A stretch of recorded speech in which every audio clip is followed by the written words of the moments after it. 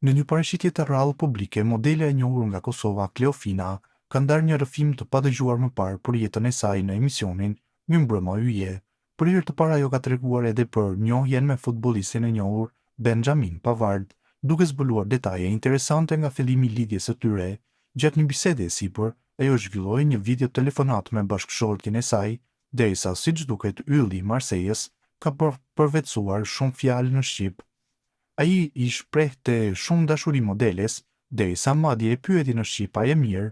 Në një moment, ju bashkëngjit bisedës edhe moderatorja Arbana Osmani, derisa e pyeti futbollistin se si ishte derisa ky I fundit ju përgjigj, mirë, faleminderit.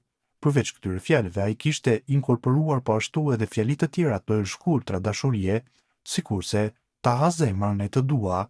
Megjithatë, këto nuk ishin të vetmet fjalë që futbollisti I njohur I kishte mësuar në gjuhën shqipe. Kleofina dhe futbollisti Pavard u martuan këtë vit me një dasmë madhështore me plot të ftuar, që nuk munguan edhe nuancat e traditës shqiptare.